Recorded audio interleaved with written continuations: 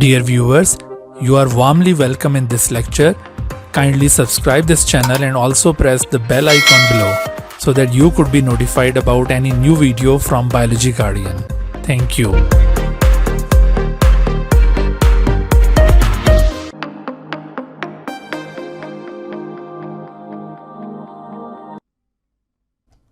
बिस्मिल्लाहिर्रहमानिर्रहीम।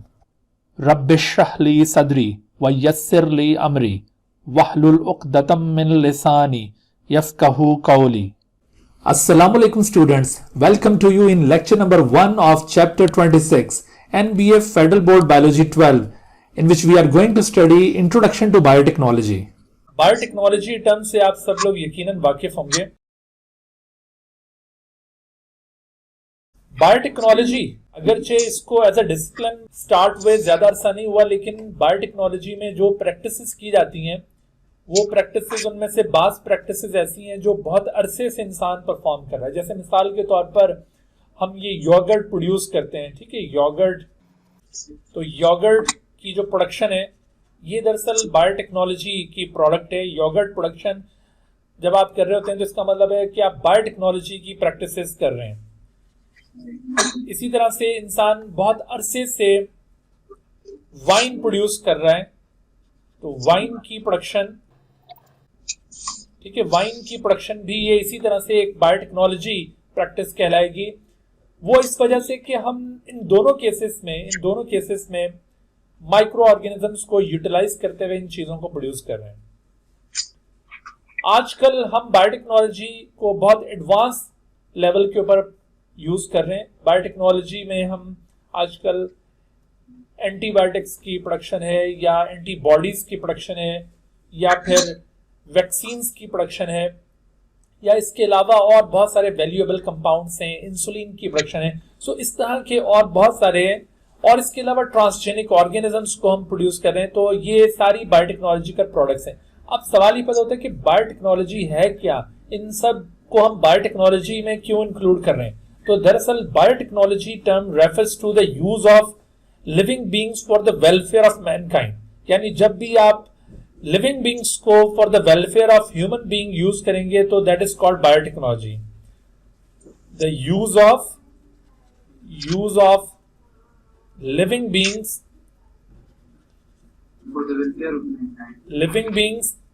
और their processes. आप या तो डायरेक्टली लिविंग बीइंग्स को यूज कर रहे हैं, और देयर प्रोसेसेस, आप उनके किसी प्रोसेस को यूटिलाइज कर रहे हैं, या फिर आप उनके किसी कंपोनेंट को यूज कर रहे हैं। The use of living things और देयर प्रोसेसेस, उनके प्रोसेसेस को आप यूज कर रहे हैं, और देयर कंपोनेंट्स, या फिर आप उनके किसी एंजाइम को यूज करें, किसी कंपोनेंट को यूज कर रहे हैं for the welfare of Mankind. और वो वेलफेयर का काम क्या हो सकता है? फॉर द वेलफेयर से मतलब हमारा क्या है? For the welfare of Mankind से मतलब यह है कि आप उसको यूज कर रहे हैं ह्यूमन के डिजीज कंट्रोल के लिए, ठीक है। मिसाल के तौर पर ह्यूमन को जो डिजीजेस लाहक होती हैं, तो उन डिजीजेस को कंट्रोल करने के लिए आप किसी लिविंग बीइंग का इस्तेमाल कर रहे हैं। तो ह्यूमन डिजीज कंट्रोल, ये ह्यूमन वेलफेयर का काम है। इसके अलावा ह्यूमन वेलफेयर का और क्या काम हो सकता है? ह्यूमन वेलफेयर का दूसरा काम ये हो सकता है कि ह्यूमन के लिए कोई फूड प्रोड्यूस किया जाए, फूड प्रोडक्शन, ये दूसरा एक एस्पेक्ट हो सकता है। तो इस फूड प्रोडक्शन के अंदर भी अगर आप लिविंग बीइंग्स को इस्तेमाल करते हैं तो ये बायोटेक्नोलॉजी कहलाएगी। और इसी तरह से आप इन्वायरमेंट को क्लीन करने के लिए अगर आप लिविंग बीइंग्स का इस्तेमाल करते हैं, वो conservation of environment, conservation and protection of environment, अगर आप इन्वायरमेंट को प्रोटेक्ट करने के लिए, कंजर्व करने के लिए लिविंग बीइंग्स का इस्तेमाल करते हैं, तो ये भी बायोटेक्नोलॉजी कहलाएगी। या फिर इसके अलावा कोई इंडस्ट्रियल कंपाउंड्स, मुख्तलिफ किस्म के वैल्यूएबल इंडस्ट्रियल कंपाउंड्स को अगर आप प्रोड्यूस करते हैं, production of valuable industrial compounds, तो इंडस्ट्रियल कंपाउंड्स को अगर आप लिविंग बीइंग्स के जरिए प्रोड्यूस करते हैं, ये भी बायोटेक्नोलॉजिकल एस्पेक्ट होगा। और ना सिर्फ ये, बल्कि अगर हम प्लांट्स और एनिमल्स की इंप्रूव्ड वैरायटीज डेवलप करते हैं bye inserting desired gene in them, ठीक है, तो आप अगर इन ट्रांसजेनिक ऑर्गेनिजम्स की प्रोडक्शन करते हैं, इंप्रूव्ड ट्रांसजेनिक ऑर्गेनिजम्स जिनकी कैरेक्टरिस्टिक्स पहले नॉन ट्रांसजेनिक ऑर्गेनिजम्स के मुकाबले में ज्यादा इंप्रूव्ड होंगी, ठीक है, तो इंप्रूव्ड ट्रांसजेनिक ऑर्गेनिज्म प्रोडक्शन या फिर जैसे cloning, so all these are the aspects of biotechnology. आप देखिए ह्यूमन वेलफेयर के लिए आप ये सारे ह्यूमन वेलफेयर के काम है, तो इन तमाम ह्यूमन वेलफेयर एक्टिविटीज के लिए अगर आप लिविंग बींग्स को इस्तेमाल करते हैं, लिविंग बींग्स के प्रोसेसेस को आप इस्तेमाल करते हैं या फिर उनके किसी भी कंपोनेंट को आप इस्तेमाल करते हैं, तो ये सब कुछ बायोटेक्नोलॉजी कहलाएगा। ठीक है, तो हम इस चैप्टर के अंदर इन्हीं एस्पेक्ट्स के बारे में डील करने वाले हैं, लेकिन जाहिर है कि ये तो एक बहुत ही ह्यूज सब्जेक्ट है जिसमें ये सारी चीजें कवर होती हैं, तो इस चैप्टर का ये स्कोप नहीं है कि हम इन तमाम एस्पेक्ट्स को यहाँ पे डील करें। हम इस चैप्टर के अंदर मेनली बायोटेक्नोलॉजी की एक खास ब्रांच को डील करेंगे, तो वो खास ब्रांच जो हमने इस चैप्टर के अंदर डील करनी है वो है जेनेटिक इंजीनियरिंग। इस चैप्टर में हम मेनली जेनेटिक इंजीनियरिंग टेक्निक्स के बारे में लर्न करेंगे। जेनेटिक्स में नहीं पढ़ी जाती जी बेटा, जेनेटिक्स में नहीं पढ़ी जाती। जेनेटिक इंजीनियरिंग जेनेटिक्स में पढ़ी जाती है, आप ये कह रहे हैं? Yes sir. जी बिल्कुल, असल में बायोटेक्नोलॉजी जो है ना, ये एक मल्टी डिसिप्लिनरी फील्ड है। मल्टी डिसिप्लिनरी फील्ड यानी बायोटेक्नोलॉजी के अंदर केमिस्ट्री का भी एस्पेक्ट आता है, केमिकल इंजीनियरिंग का एस्पेक्ट भी आता है, इसके अंदर जेनेटिक्स की बहुत ज्यादा इन्वॉल्वमेंट है। ठीक है, आप इसको एट द सेम टाइम आप इसको डिफरेंट साइंसेस की ब्रांच कह सकते हैं, यानी केमिस्ट्री वाले बायोटेक्नोलॉजी को अपने तरफ खींच कर ले जा सकते हैं, और इसी तरह से अगर आप देखें बायोलॉजी में जेनेटिक्स की भी एक ब्रांच ये बन सकती है, और इसी तरह से बाकी दूसरी फील्ड्स के साथ भी इसका ताल्लुक है। जैसे मैंने अभी आपसे कहा कि इन्वायरमेंट के साथ भी इसका ताल्लुक है, तो इन्वायरमेंटल बायोटेक्नोलॉजी वो इन्वायरमेंटल साइंस की एक फील्ड बन जाती है। तो इस तरह से ये एक मल्टी डिसिप्लिनरी फील्ड है, तो इसमें बहुत सारे डिफरेंट साइंसेस के कॉन्सेप्ट्स इंक्लूडेड हैं। ठीक है, तो जेनेटिक इंजीनियरिंग बेशक इसका ताल्लुक जेनेटिक्स के साथ भी है, लेकिन जेनेटिक इंजीनियरिंग क्योंकि हम इसमें ह्यूमन वेलफेयर का कोई काम कर रहे हो, तो इस वजह से जेनेटिक इंजीनियरिंग को बायोटेक्नोलॉजी में कंसिडर किया जा रहा है यहाँ पे। तो जेनेटिक इंजीनियरिंग है क्या चीज? जेनेटिक इंजीनियरिंग जैसे नाम से ही जाहिर है कि इसके अंदर हम किसी भी ऑर्गेनिज्म के जीन्स के अंदर इंजीनियरिंग करेंगे, जीन्स के अंदर मैनिपुलेशन करेंगे, जीन्स के अंदर हम अल्टरेशन करेंगे। यानी genetic engineering deals with alteration in the genome of an organism. ठीक है, deals with alteration in the genome of an organism. किसी भी ऑर्गेनिज्म के जीनोम के अंदर अगर अल्टरेशन की जाए, alteration in the genome, genome किसे कहते हैं? The set of genes. एक ऑर्गेनिज्म के अंदर जो कंप्लीट कलेक्शन है जीन्स का, उसे जीनोम कहा जाता है। Alteration in the genome of an organism is called genetic engineering.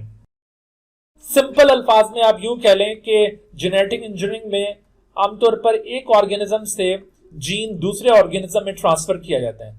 जैसे ये एक ऑर्गेनिज्म, तो इस ऑर्गेनिज्म से हम जीन लेंगे जो कि डिजायर्ड जीन है, जीन ऑफ इंटरेस्ट है, और उसको हम दूसरे ऑर्गेनिज्म की बॉडी के अंदर इंसर्ट करेंगे। तो ये ऑर्गेनिज्म जहां से हम जीन लेंगे, that organism will be called as source organism या जीन डोनर, आप इसको कह सकते हैं, सोर्स या जीन डोनर। और जबकि ये ऑर्गेनिज्म जिसके अंदर जीन इंसर्ट किया जाएगा, तो ये इस वक्त रिसिपिएंट है, but after the insertion of gene it will become transgenic. तब इसे क्या कहा जाएगा? ट्रांसजेनिक। ये ट्रांसजेनिक हो जाएगा, ट्रांसजेंडर नहीं, ट्रांसजेनिक। ठीक है, तो ट्रांसजेनिक ये कैसे बना?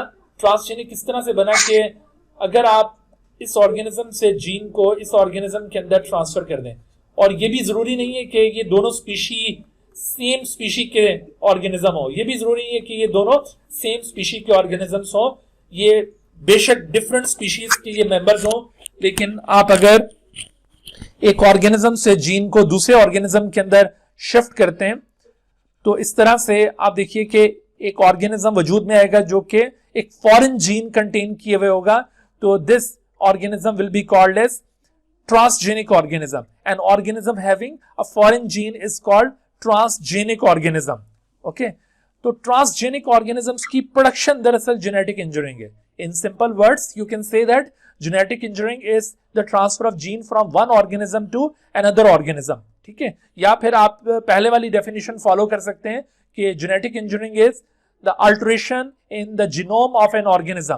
किसी ऑर्गेनिज्म के जीनोम के अंदर चेंजिंग करना, अल्टरेशन करना, या फिर एक ऑर्गेनिज्म से जीन को दूसरे ऑर्गेनिज्म में ट्रांसफर करना, ये जेनेटिक इंजीनियरिंग कहलाती है. तो हम इस चैप्टर के अंदर मेनली जेनेटिक इंजीनियरिंग टेक्निक्स के ऊपर कन्फाइन करेंगे. बाकी जो डिफरेंट एस्पेक्ट्स हैं बायोटेक्नोलॉजी के, वो सारे यहाँ पर ज़ाहिर कवर नहीं होते. वो आप जब इसमें स्पेशलाइज करते हैं आगे, तो उसके अंदर फिर आप इन सारी चीज़ों को कवर करते हैं. अच्छा, जेनेटिक इंजीनियरिंग में जैसे आपको ये यहाँ पर थ्योरेटिकली कहा जा रहा है कि एक ऑर्गेनिज्म से जीन को हम दूसरे ऑर्गेनिज्म में ट्रांसफर करेंगे, तो जिस तरह से ये थ्योरेटिकली आपको बहुत आसान लग रहा है कि आप यहाँ से जीन लें और इसमें ट्रांसफर कर दें, प्रैक्टिकली ये उतना ही एक डिफिकल्ट टास्क होता है. यानी इसमें सक्सेस रेट बहुत कम होता है कि आप एक ऑर्गेनिज्म से जीन को दूसरे ऑर्गेनिज्म में ट्रांसफर करें, तो इस बात का आपको 100% श्योर नहीं होता कि वो जीन वाकई ट्रांसफर हुआ होगा, क्योंकि जीन एक अल्ट्रा माइक्रोस्कोपिक स्ट्रक्चर है. It is a small piece of DNA. Gene क्या चीज है? A small piece of DNA. तो इस स्मॉल पीस ऑफ डीएनए को आपने दूसरे ऑर्गेनिज्म में ट्रांसफर करना है. स्मॉल पीस ऑफ डीएनए, तो इसको आपने ट्रांसफर करना है दूसरे ऑर्गेनिज्म के अंदर, जो कि आपको आंख से नजर भी नहीं आता. तो ये इस तरह का काम नहीं है कि आप कोई प्लान बनाएं और मकान तामीर करना शुरू कर दें और थोड़े अरसे में वो मकान बन के सामने आ जाएगा. बल्कि ये तो यूं समझ लें कि आंख बंद करके आप किसी निशाने पर तीर मार रहे हैं और वो पता नहीं निशाने पे लगेगा कि नहीं लगेगा. ये इस तरह का कोई काम होता है कि इसमें आपको 100% श्योर नहीं होता कि वो वाकई अचीव होगा टास्क कि नहीं होगा. तो इसमें सक्सेस रेट बहुत कम होता है. इस वजह से जेनेटिक इंजीनियर्स क्या करते हैं कि जब भी इस तरह से कोई ट्रांसजेनिक ऑर्गेनिज्म प्रोड्यूस करना हो, तो सबसे पहला वो काम ये करते हैं कि जिस जीन को वो ट्रांसफर करना चाहते हैं, तो वो जीन आइसोलेट करने के बाद उसकी मल्टीपल कॉपीज बना लेते हैं, उसको क्लोन कर लेते हैं. किसी भी जीन की मल्टीपल कॉपीज बनाने का जो प्रोसेस होता है उसे कहते हैं क्लोनिंग ऑफ जीन. उसे क्या कहते हैं? Cloning of gene. तो सबसे पहला काम क्या करते हैं? वो क्लोनिंग ऑफ जीन कर लेते हैं. Cloning of gene. What is cloning of gene? Cloning of gene is the production of multiple copies of the gene. किसी भी जीन की मल्टीपल कॉपीज को प्रोड्यूस करना क्लोनिंग ऑफ जीन कहलाता है. और इस क्लोनिंग के अमल के बाद जब आपके पास मल्टीपल कॉपीज आ जाएंगी उस पर्टिकुलर जीन की, तो फिर आप एक ही वक्त में सेवरल एक्सपेरिमेंट परफॉर्म कर सकेंगे और उनमें से कोई एक एक्सपेरिमेंट तो डेफिनेटली कामयाब होगा. तो इस तरह से जेनेटिक इंजीनियर्स अपने सक्सेस रेट को बढ़ाने के लिए पहले जीन्स को क्लोन करते हैं ताकि उनके पास मल्टीपल कॉपीज आ जाएं, और उसके बाद फिर उन कॉपीज से एक ही वक्त में सेवरल अटेम्प्ट्स की जाती हैं और उनमें से कुछ अटेम्प्ट्स डेफिनेटली कामयाब हो जाती हैं. तो इस वजह से हम यहाँ पर इस चैप्टर में भी जो सबसे पहला एस्पेक्ट अभी कवर करने लगे हैं वो है cloning of gene. The first aspect which will be covered in this chapter is the cloning of gene. हमने यहाँ पर क्लोनिंग ऑफ जीन का एस्पेक्ट सबसे पहले यहाँ पे कवर करना है. Dear viewers, thank you for watching this video. If you have not subscribed this channel, kindly subscribe it and also press the bell icon below so that you could be notified about any new video lecture from Biology Guardian. And also do not hesitate to ask any question regarding this lecture. My contacts are shown on the screen. Thank you once again.